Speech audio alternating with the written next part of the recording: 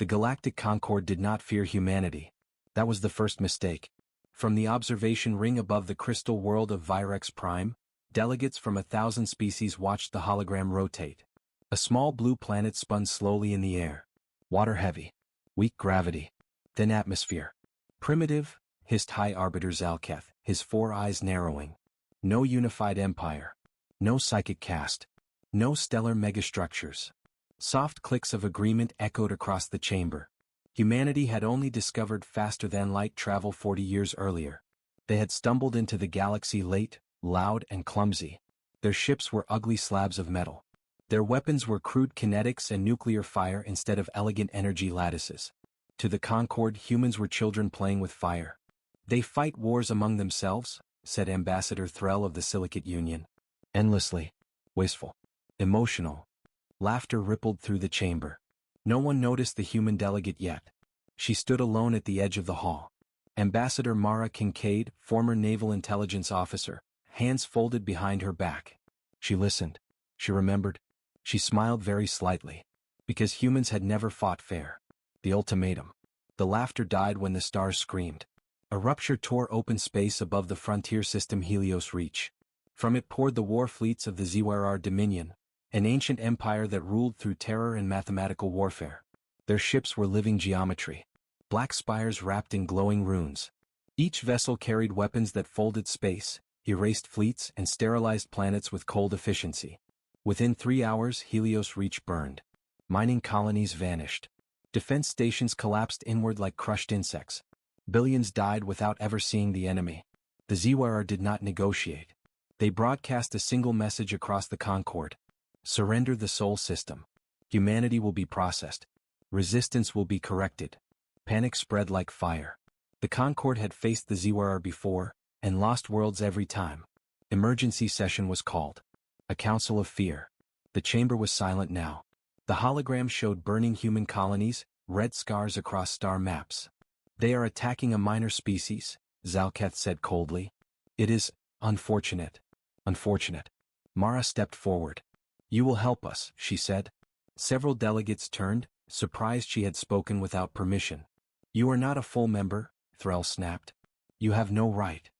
They will not stop with us, Mara said calmly. You know that. Zalketh's mandibles twitched. The ZYR obey strength. Humanity has none. Mara activated her datapad. A new image filled the chamber. Human war history. Thousands of conflicts. Endless variations. Guerrilla wars. Asymmetric warfare. Feints, traps, deception. We were killing each other before we invented writing, Mara said. Before agriculture. Before civilization. Silence. We are not strong, she admitted. We are mean. Some delegates shifted uneasily. We request access to Concord shipyards, Mara continued. Sensor networks. Transit lanes. And one thing more. Zalketh leaned forward. What? She looked directly into the alien's eyes. Freedom to fight our way. Denied. The vote took less than a minute. Request denied. The Concord would not risk provoking the ZYR further. Humanity was acceptable collateral. Mara nodded once. Understood. She turned to leave. As she reached the exit, Zalketh spoke again. For what it is worth, human, your species will be remembered. Mara paused. So will yours, she said softly. Earth prepares. Earth did not panic. Earth went quiet. Shipyards across the solar system went dark. Then came alive with activity hidden behind false sensor ghosts. Old war doctrines were pulled from archives. Artificial intelligences were unshackled from ethical limiters under emergency law Black Clause Omega. Generals argued. Scientists screamed. Politicians signed orders they did not fully understand. At the center of it all stood Admiral Elias Rourke, scarred, sleepless, smiling like a man who had been waiting his whole life. They think war is math, he told his staff. We'll show them psychology. Human fleets did not mass. They scattered. Into asteroid belts. Gas clouds. Dead systems. They stripped planets, hollowed moons, seeded space with minds that did not exist until observed. They rewrote the rules of engagement. And they prepared something else. Something old. Something ugly. First contact, again. The ZYR advance fleet entered Sol space with perfect formation. They expected resistance. They did not expect silence. No broadcasts. No fleets. No defenses. Humans have fled, intoned the ZYR warmind. Then space blinked. One ZYR cruiser vanished, simply gone. Then another. No energy spike. No weapon trace. Panic rippled through the ZYR neural network. Identify threat. A human voice cut through their command channel. Come. Almost amused. Hi. Welcome to Sol. We saw your rulebook. We set it on fire. The stars detonated. And for the first time in recorded galactic history, the ZYR Dominion did not understand the battlefield. End of Part 1. The ZYR Dominion had never feared empty space. For 10 million cycles, space had obeyed rules. Vectors. Probabilities. Predictable engagements. Their war minds calculated war the way stars calculated fusion. Sol Space broke those rules. The first ZYR cruiser vanished without warning. Sensors showed nothing. No explosion, no debris, no distortion. One moment it existed, the next it did not. The ZYR fleet tightened formation instantly. Shields flared. Reality anchors activated. Every ship linked into a unified battle mind. Cause of loss, the war mind demanded. No answer. Then another ship disappeared. This time there was a whisper, like static crawling across every frequency. The war mind felt something new. Uncertainty. The first trap. Deep inside a hollowed asteroid drifting near Jupiter's shadow, Admiral Elias Rourke watched the battle through layered sensor feeds. His face was lit by ghostly holograms of alien ships blinking out of existence. Phase minds are working, a technician said, voice shaking with awe. They don't even know they've crossed the threshold. Rourke nodded. Good. Don't let them learn too fast. Phase minds were not explosives. They were worse. Human scientists had discovered that ZYR ships depended on localized reality stabilization fields. Without them, their vessels, built partially in higher dimensions, simply slipped. The minds did not destroy. They turned the fields off for a fraction of a second. Long enough. Deploy swarm echoes, Rourke ordered. Thousands of tiny drones scattered through space, each projecting false human ship signatures. Old designs. Weak designs. Tempting designs. To the ZYR it looked like a desperate retreat. They advanced. The ambush. The moment the ZYR fleet broke formation to pursue, space erupted. Kinetic slugs the size of buildings slammed into their shields at relativistic speed. Not elegant energy beams, raw mass, accelerated by stolen alien gravity tech and human brutality. Enemy weapons are physical? A ZYR commander broadcast in disbelief. Human rail fleets emerged from hiding, firing once and vanishing again, using microjumps calculated by predictive AIs trained on human irrationality. No pattern. No symmetry. Only pain. A ZYR battleship tried to rotate shields to compensate. A human missile curved around them. Missiles do not curve, the warmind said. The missile detonated inside the shield envelope. The battleship cracked open like an egg. The message.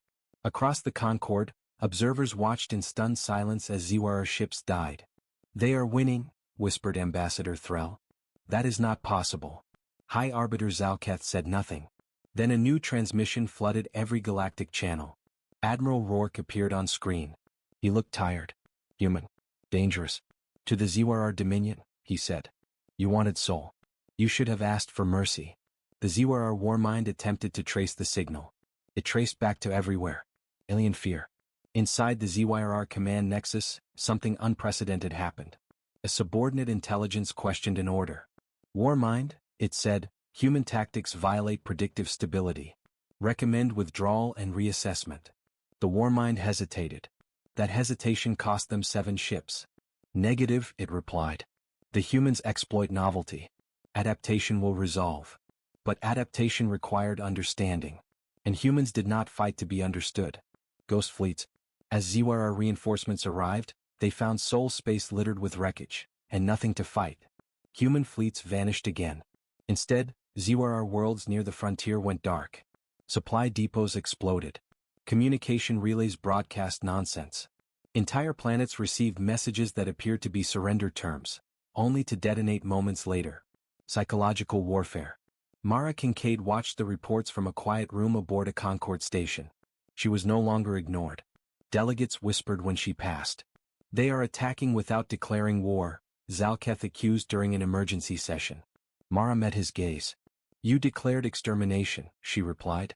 We declared survival. Threll leaned forward, voice trembling. You are destabilizing the balance. Mara smiled thinly. The balance was imaginary. The enemy learns the truth. The ZYR finally cornered a human fleet near Saturn's rings. This time humans did not run. Dozens of battered ships formed a loose line. Shields flickered. Hull scarred. A ZYR commander opened a channel. You are defeated, it announced. Your resources are finite. Surrender and be processed. A human captain laughed. Yeah, he said. That's what we wanted you to think. Saturn's rings ignited. Millions of concealed mines, disguised as ice and rock, detonated simultaneously, shredding ZYR ships from every angle. The planet's gravity well twisted trajectories, turning debris into hypervelocity shrapnel. The ZYR formation collapsed. For the first time, a ZYR commander screamed. Realization. As the surviving ZYR ships fled, battered and burning, the Warmind compiled data. Human strategy summary. No fixed doctrine. High tolerance for loss. Extreme creativity under pressure. Willingness to self-sacrifice. Emotional warfare integration. Conclusion probability appeared on the Warmind's core. Humans do not seek victory. Humans seek domination through chaos. A new directive was issued across the Dominion. Humans are no longer classified as minor species. The reclassification took only one word. Apex. And across the galaxy, ancient empires began to ask a terrifying question. If this is how humans fight when cornered, what happens when they decide to go on the offensive? The ZYR Dominion had expected humans to defend. They had not expected retaliation. Across ZYR-controlled space, warning lights began to flash, then failed entirely. Relay stations fell silent. Star lanes collapsed into gravitational storms where none had existed before. And then the first ZYR world screamed. A planet that should not fall. Karzul Prime was not just a planet. It was a symbol. A black world of towering spires and living cities grown from engineered stone, Karzul Prime housed one of the ZYR Dominion's oldest warforges. Its defenses had repelled fleets that erased solar systems. The ZYR believed it untouchable. Humanity disagreed. From the shadow of a dead moon, human ships emerged, not warships but cargo haulers. Old models. Civilian transponders active. ZYR defense arrays ignored them. That was the second mistake. The haulers broke apart in silence, unfolding like metal flowers. Inside them waited weapons never meant to exist. Gravity knives. They stabbed into the planet's orbit, not exploding, not firing, just existing. Each knife twisted local gravity a fraction of a degree. Individually meaningless. Together catastrophic. Karzul Prime's orbital defenses drifted out of alignment. Shield harmonics collapsed. For the first time in its history, the planet was naked. The ZYR command realized this exactly 6 seconds before impact. The human landing. Human dropships fell like meteors, burning through atmosphere in controlled chaos. No clean formations. No elegant descent. Just speed. Inside one of them, Captain Juno Reyes tightened her grip on the harness as alarms screamed. 30 seconds, the pilot shouted. Reyes grinned. Plenty of time. Her Marines were silent. Faces painted in dark colors. Old symbols etched onto armor, wolves, skulls, broken chains. Remember, Reyes said calmly, they think we're animals. The ship hit ground hard. Ramps slammed open. Humans poured into an alien city. Urban war. ZYR soldiers were taller, stronger, armored in living crystal that hardened under fire. They moved with mathematical precision. Humans moved like predators. They used the city itself, collapsing spires, triggering structural failures, herding ZYR units into kill zones. They hacked environmental controls, flooding streets with corrosive atmosphere, then sealed their own armor and advanced. ZYR commanders tried to adapt. Humans changed tactics mid-fight. A ZYR officer raised its weapon, then froze as a human voice spoke behind it. Rule 1, a Marine whispered. Never assume. The officer fell. Above the city, human ships did not bombard. They waited. This was not extermination. This was a message. The broadcast. As Karzul Prime burned, a transmission flooded the Dominion. Mara Kincaid appeared again, standing amid human Marines and alien ruins. You taught the galaxy that fear is power, she said. We learned something different. Fear is a tool. Behind her, ZYR warforges detonated one by one, not destroyed but disabled. Humanity had not come to wipe them out. They had come to take the knife away. The Concorde breaks. Panic tore through the Galactic Concorde. They are invading core worlds. Thrall shouted. This violates every law. Zalketh watched the feeds in silence. Human forces withdrew from Karzul Prime after exactly 12 hours. No pursuit. No occupation. Just destruction of strategic assets and a single symbol burned into the planet's surface. The circle. Broken. They could have taken it, Thrall whispered. Why didn't they? Zalketh finally spoke. Because they wanted us to see, he said. And to understand. The ZYR countermove. Humiliated, enraged, the ZYR Dominion unleashed its ultimate weapon. The Annihilation Choir. A fleet of planet killers bound by a shared consciousness, each ship capable of collapsing a star. They set course for Earth. The Warmind did not broadcast threats this time. It broadcast certainty. Humanity's extinction is now optimized. Across Earth, sirens wailed. Children were evacuated underground. Cities powered down. Fleets rallied for what every human knew might be the last stand. Admiral Rourke stood on the bridge of the flagship UNS Indomitable, watching the choir approach. Any fear? A young officer asked quietly. Rourke smiled.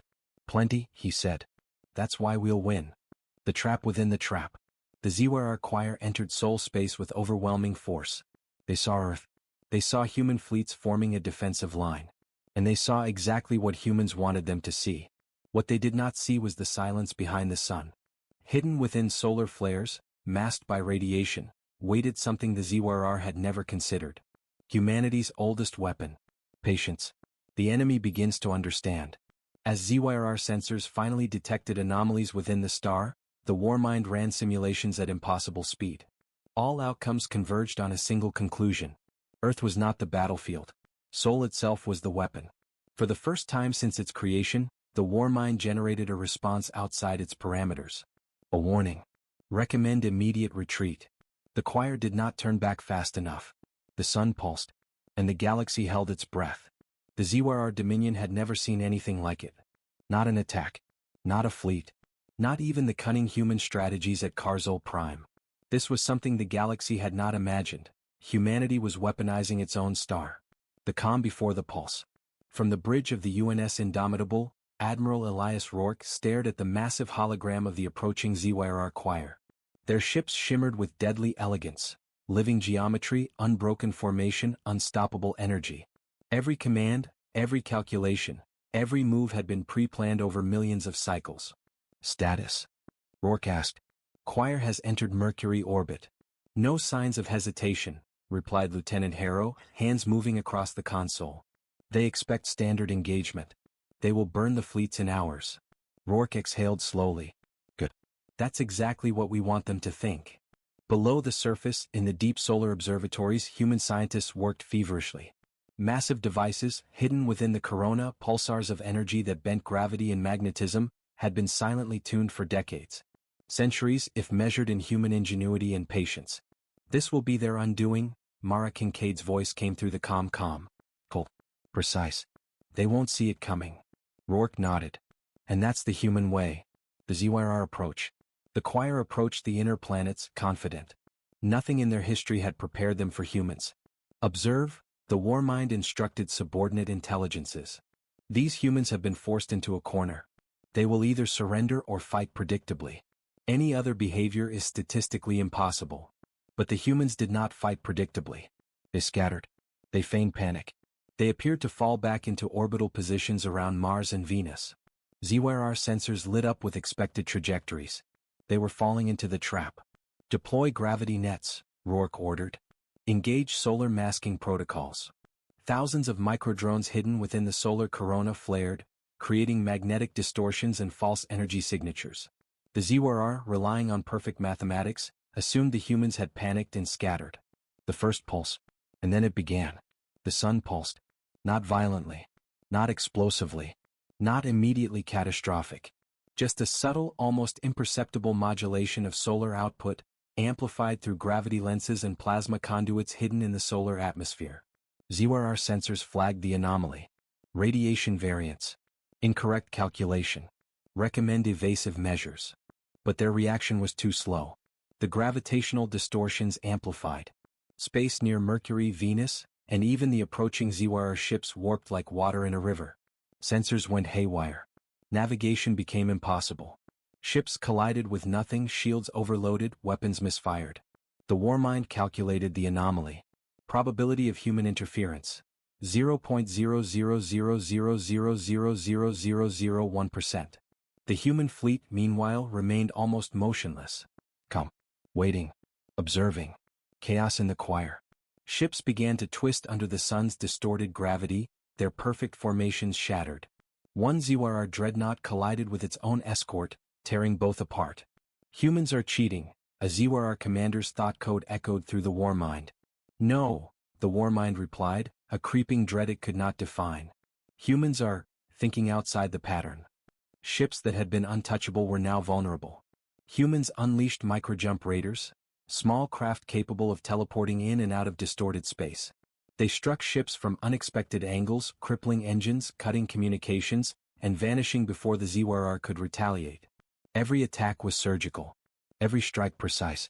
Every movement defied expectation. The human philosophy of war. Below the chaos, Mara Kincaid addressed a human strategic command station orbiting Earth. "We are not constrained by honor, symmetry, or rules," she said. "The galaxy taught us that those who play by the rules lose. Humans do not fight fair. We fight smart. We fight for survival. And if you think we are predictable, you are already dead." Her words were broadcast secretly across ZYR communications channels through hijacked relays. Alien crews froze as every syllable sank into their consciousness. The warmind did not understand. Its calculations had never accounted for psychology as a weapon. The sun explodes, for a moment. The humans triggered the second stage of their plan. The star itself seemed to roar. Solar flares bent unnaturally, plasma jets twisted in impossible arcs, sending massive bursts of energy toward the choir. Ships were vaporized. Hulls melted. Engines failed. Weapons overloaded. Hundreds of vessels vanished in moments. The warmind attempted countermeasures, but every calculation collided with chaos. Human chaos, unpredictable, impossible to model. Abort. Retreat. Reassess. Too late. The sun returned to normal after seconds, leaving a wake of destruction. The choir was shattered. The ZYR fleet broken. Survivors fled into hyperspace with a new emotion implanted in their collective consciousness. Fear. Aftermath. In the quiet that followed, humans did not celebrate. They regrouped, repaired, observed. Every move had been planned. Every risk calculated against human cunning and unpredictability. Admiral Rourke turned to Mara via comm. "They'll remember today," he said. "They'll never forget," Mara replied. "And neither will the galaxy. Humans do not fight fair. We fight to win. And this is only the beginning." Across the stars, ancient empires trembled.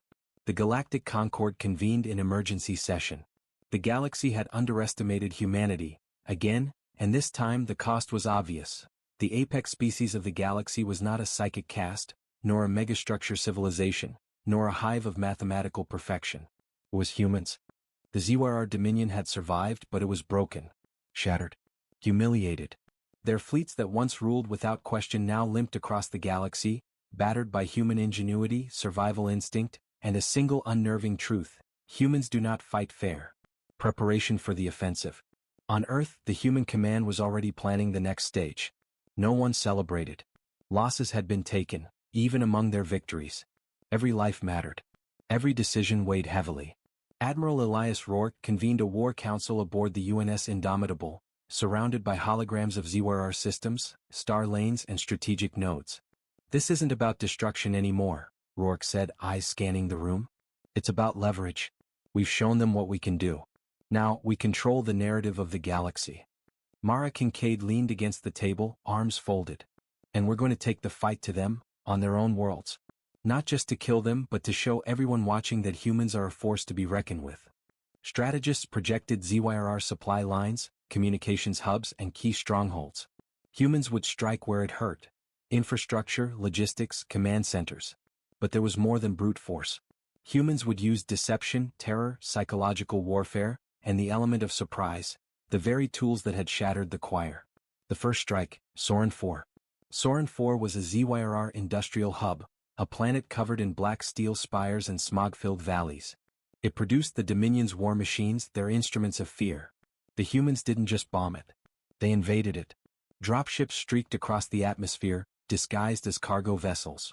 The ZYR believed them unarmed traitors. When the city's defense grid activated, nothing hit the humans. Mines had been prepositioned, sensors hacked, defenses rerouted. Within hours, ZYRR industrial complexes were captured, dismantled, and converted. Humans did not merely destroy, they repurposed. Weapons factories now built drones for human use. Factories of war became workshops of human ingenuity. Captain Juno Reyes led the first landing force. Every step was calculated, every risk accepted, every strategy evolving in real time. One ZYR officer confronted her. "You humans cannot survive here. Your technology is inferior. Your species is flawed." Reyes smiled coldly. "Flawed? Maybe. But we adapt. Faster than you ever imagined. And today your planet is ours, if we choose it to be." By nightfall, Soren 4 was under human control. Signals were sent across the galaxy, not as a threat but as a demonstration. Humans could strike anywhere, shattering the Concorde's illusion. The Galactic Concorde watched, horrified. A species they had dismissed as weak now invaded an alien stronghold without mercy. High Arbiter Zalketh convened an emergency session. Delegates argued.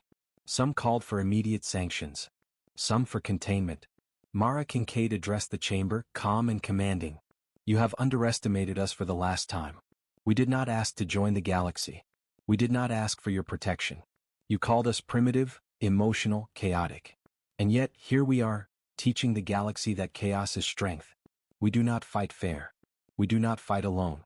And we do not forgive." Whispers ran through the delegates. Some nodded. Some shivered. The lesson was clear. Humanity could not be ignored. The ZYR counter-attempt.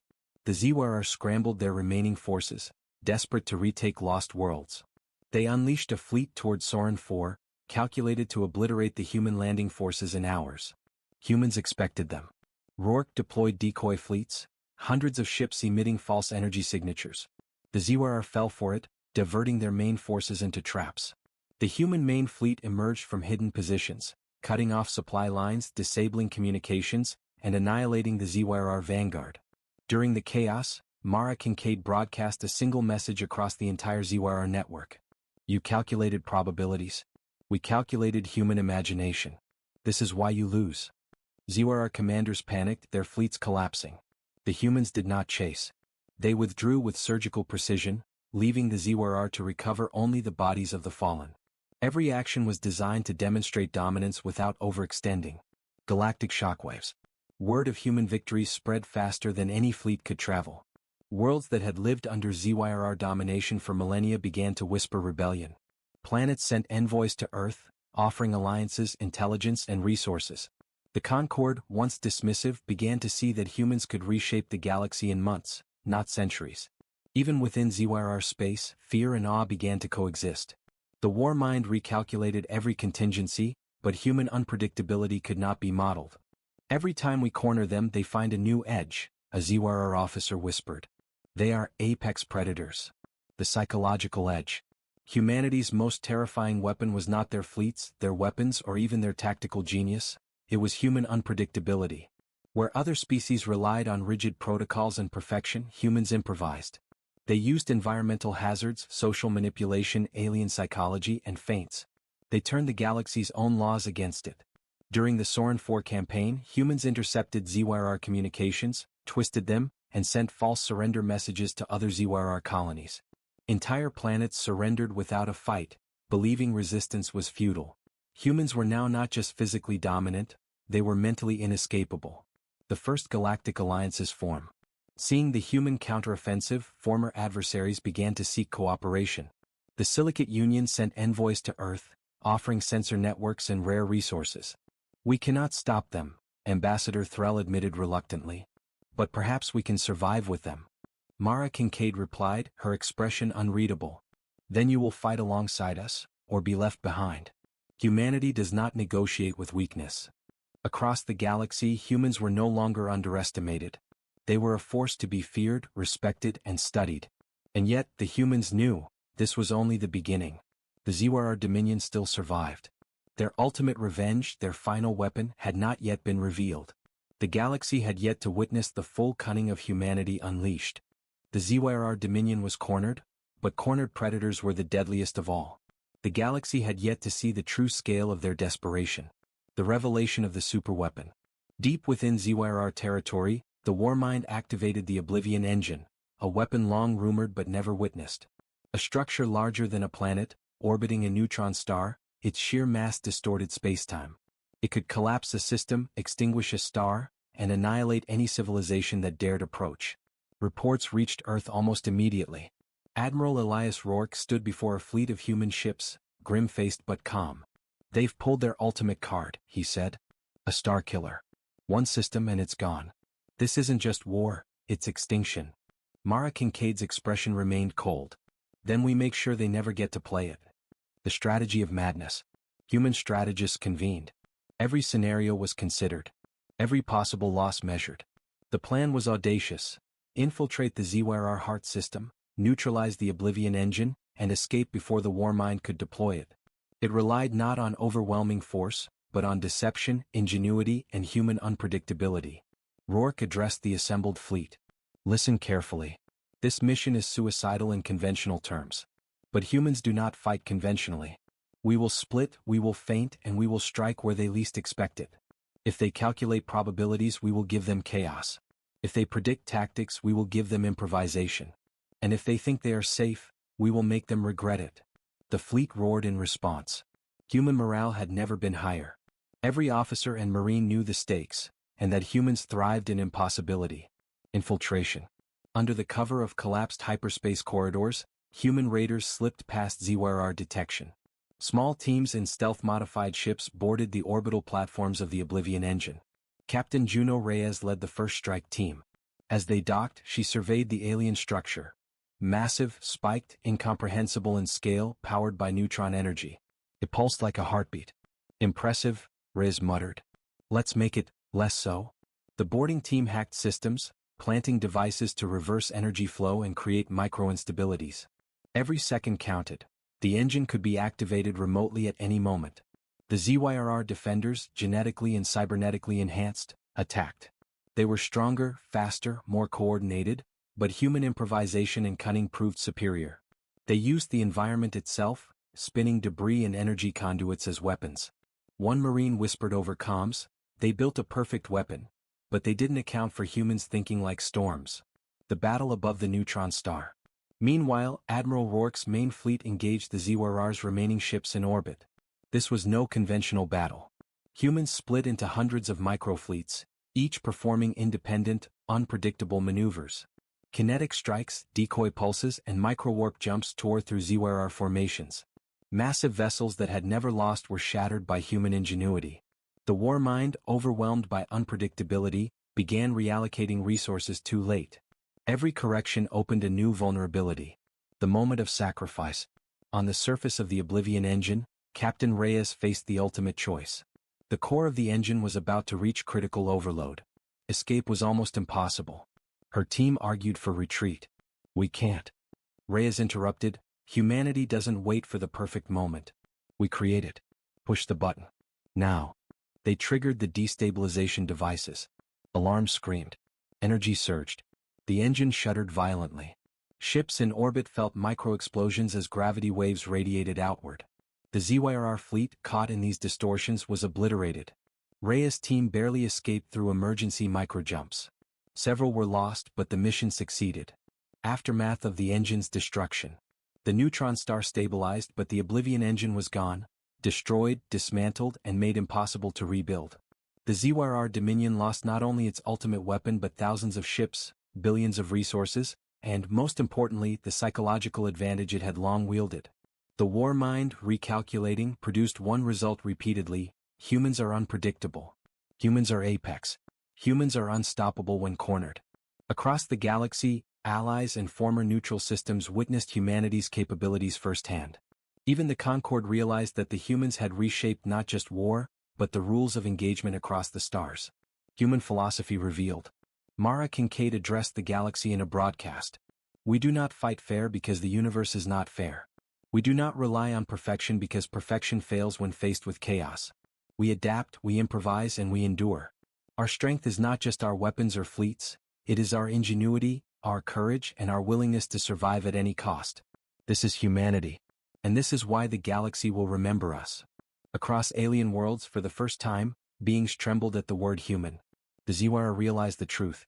The war mind, now fragmented and haunted by human unpredictability, transmitted a single final assessment to its command network. Humanity is not a minor species.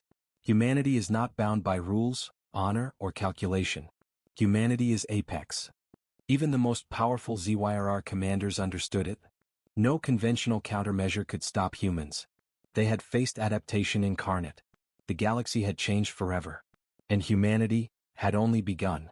The galaxy held its breath. Not because humanity had fought the ZYRR dominion, it was because humanity had won. And now the question remained, what comes after victory? The silence of the stars. After the destruction of the Oblivion engine, ZYRR space was fractured. Systems that had once been tightly bound by fear now teetered on the edge of collapse. Survivors fled to the edges of the galaxy, whispering warnings to anyone who would listen. The Galactic Concord convened an emergency council. Delegates argued, panicked, and shivered. Even the High Arbiter Zalketh, normally imperious and unflinching, admitted, humanity cannot be contained. They do not follow rules. They do not fight honorably. They are apex.